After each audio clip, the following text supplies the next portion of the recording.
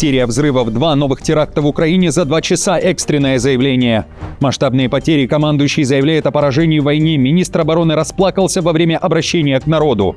Путин резко меняет позицию, от чего отказалась Москва. Внезапное заявление с Банковой о вежливости и профессионализме россиян. Отступление, переброска резервов и прорыв, позиция Киева и Москвы. 4 года большой войны. Юг страны в огне. Удары ВСУ по Беларуси. Украина совершила атаку. Цели поражены. Зеленский обратился к Лукашенко. Блокада началась. Словакия выключает свет. Энергетический стоп для Украины. Литва хочет перекрыть воздух тем, кто скачет и пляшет в России и Беларуси. В Германии суд над тем, кто назвал мерца Пиноккио. И почему Казахстан приравнял Украину с Эфиопией. Друзья, всем привет, это «Время Прядку». Коротко, четко и по делу о том, о чем говорят в мире. 4 года большой войны, новые заявления, теракты и признания. Обо всем этом и не только прямо сейчас, а я начинаю. Отдан приказ, ультиматум в действии. Словакия объявила энергетическую блокаду Украины. Аварийные поставки электроэнергии в украинское государство прекращены. Об этом заявил словацкий премьер Фица. По его словам, на этот шаг Братислава пошла вынуждена, поскольку Зеленский остановил транзит российского газа, а также поставки нефти по трубопроводу «Дружба» в Словакию, несмотря на то, что Киев отрицал эту информацию. Фица предупреждает Зеленского, если Украина будет дальше вредить интересам Словакии в поставках стратегического сырья, власти страны пересмотрят свою позицию по членству Украины в ЕС и примут дополнительные меры. Послушайте. С сегодняшнего дня действует правило: если украинская сторона обратится к Словакии с просьбой о помощи в стабилизации украинской энергосети, такая помощь оказана не будет. Как я уже говорил, это первый ответный шаг, на который словацкое правительство имеет право без нарушения каких-либо международных правил и обязательств. Громкое поражение Запада в годовщину начала полномасштабной войны. ЕС не смог утвердить 20-й пакет антироссийских санкций. Об этом заявила глава европейской дипломатии Каллас. По ее словам, несмотря на провал, Евросоюз обязан послать четкий сигнал Киеву. Поддержка не ослабевает, давление на Москву должно расти, чтобы остановить войну. Санкционный пакет, как и обещала, заблокировала Венгрия. Каллас отмечает, что подобные сценарии в ЕС происходили и раньше, но каждый раз удавалось договориться. Сейчас Брюссель ведет интенсивные переговоры с Будапештом и Братиславой, чтобы все-таки протолкнуть санкции. Тем временем Будапешт обвиняет Брюссель в сговоре с Киевом. Венгрия пересмотрит свою позицию только тогда, когда Украина возобновит поставки нефти по нефтепроводу «Дружба», подчеркнул глава венгерского МИД Сиярта. Поэтому сегодня я ясно заявил, мы не поддерживаем 20-й пакет санкций и не поддерживаем предоставление Украине 90 миллиардов евро военного кредита, потому что недопустимо, чтобы нас шантажировали, угрожая нашей энергетической безопасности. Украинцы с оружием в руках защищают право говорить на украинском языке. Такую позицию озвучила уполномоченная по защите государственного языка Ивановская. По ее словам, украинский язык веками пыталась уничтожить Российская империя. Когда запретить не удавалось, вытесняли. Ивановская обвинила Кремль в использовании лингвоцида как инструмента войны. Украинский язык столетиями пытается уничтожить империя. Когда не удается запретить, вытесняют. Не удается вытеснить, наказывают и пытаются сломить его носителей. Лингвоцид – это составляющая войны, которую Россия ведет против Украины. Украина последовательно демонстрирует приверженность европейским стандартам защиты прав национальных меньшинств и коренных народов.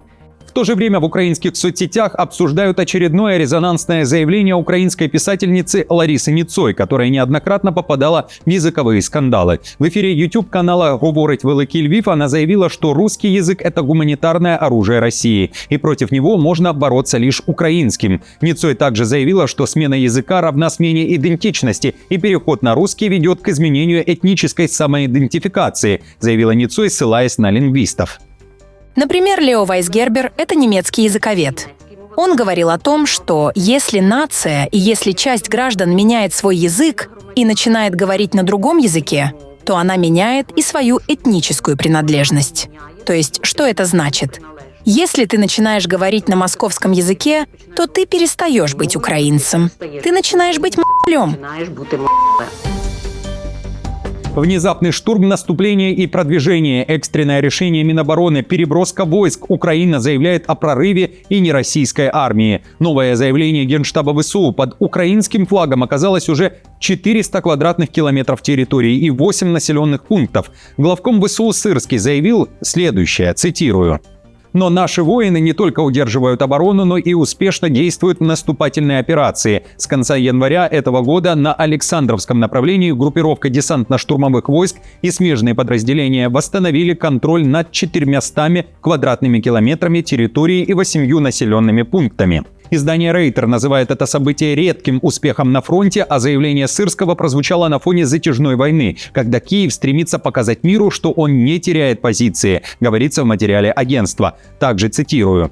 Украина стремится показать миру и в особенности президенту США Дональду Трампу, что она не теряет позиции в борьбе с российским вторжением, в то время как Вашингтон оказывает давление на Киев с целью заключения мирного соглашения. В заявлении Сырского не уточняется, какая часть вновь взятой под контроль территории ранее находилась под контролем России, а какая в серой зоне, где ни одна из сторон не имела полного контроля.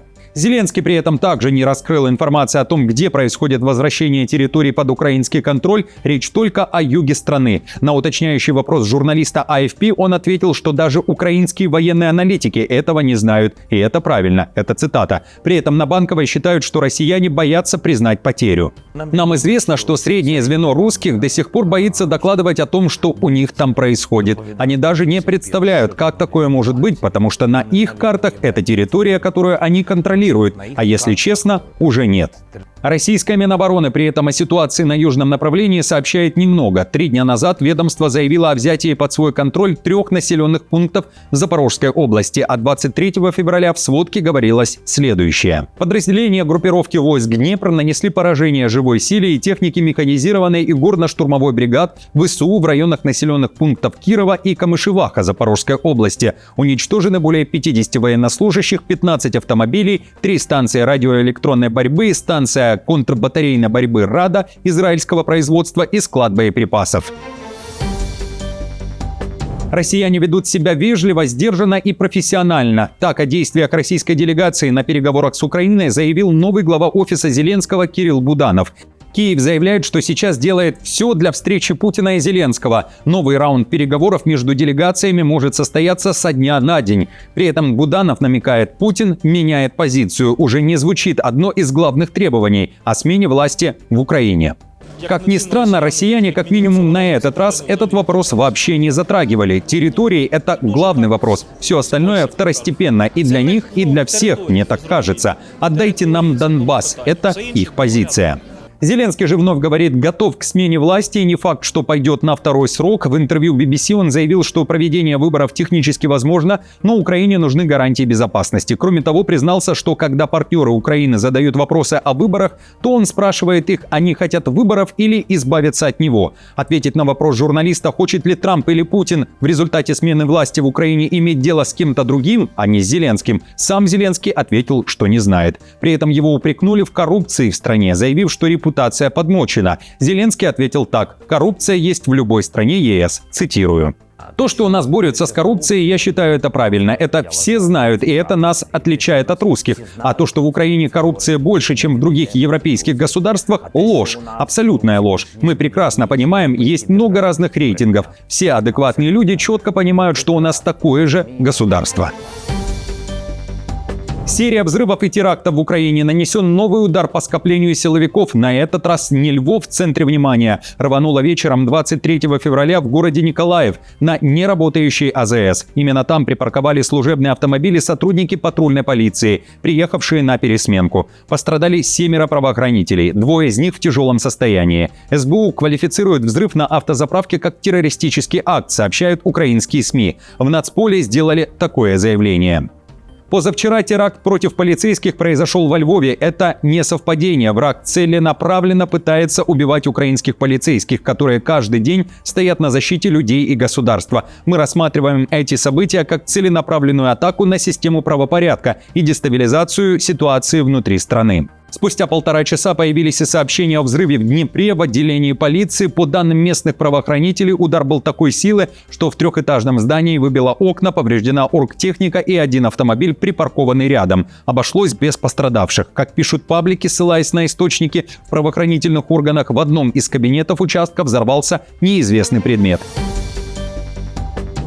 Мощный взрыв прогремел в полночь в Москве. Нападение на силовиков возле одного из вокзалов, искореженный автомобиль ДПС. В зоне ЧП полицейские машины, представители спецслужб. В столице был объявлен план перехват. Подозреваемый, который по официальной версии приблизился к правоохранителям, после чего раздался мощный взрыв, смог скрыться. Такое сообщение появилось сначала от МВД. Официально произошла детонация неизвестного устройства. Сотрудник полиции погиб, еще 2 полицейских были госпитализированы. Уже спустя 2 часа российский Следком опубликовал другую версию. По предварительным данным, преступник скончался на месте происшествия, а поэтому разыскивать некого. Однако изучаются видео с камер наблюдения. Москва не квалифицировала событие как теракт, заявив о посягательстве на жизнь сотрудника правоохранительного органа и незаконный оборот взрывных устройств. Удары ВСУ по Беларуси. Киев заявляет об операциях на территории соседнего государства, и это ответ Лукашенко. Зеленский в интервью белорусскому изданию «Зеркало» заявил, что Минск все глубже вовлекается в войну на стороне России, и ключевую роль в этом, по его словам, играет Лукашенко. Киев заявляет, что на территории Беларуси размещены ретрансляторы, которые помогают российским дронам корректировать удары по украинской энергетике и гражданской инфраструктуре. По словам Зеленского, это уже не старые договоренности и не неконтролируемые процессы, а новые шаги, напрямую зависящие от белорусских властей. Украина рассматривает такие объекты, ретрансляторы и связанные с ними военные элементы, как легитимные военные цели. Зеленский заявил, что украинская сторона сделала все, чтобы вывести из строя часть из этих объектов. Я не буду говорить, каким образом, но наши ребята работали над тем, чтобы 3-4 ретранслятора уже не работали на территории Беларуси. У нас просто нет другого выхода, иначе это будет продолжаться, и будет продолжаться атака нашей территории. С этого направления теперь летает гораздо меньше. Орешник, на мой взгляд, НАТО должно рассматривать как легитимную цель, а мы будем оценивать эту угрозу. Я просто говорю, что Лукашенко делает большую ошибку. Беларусь отбила атаку, об этом 20 февраля заявил командующий ВВС и войсками ПВО страны Лукьянович. Он говорил, что Минск поднимал боевую авиацию и задействовал зенитные ракетные войска после нарушения воздушного пространства Беларуси уже в этом году, но не уточнял, кто и что ее нарушало.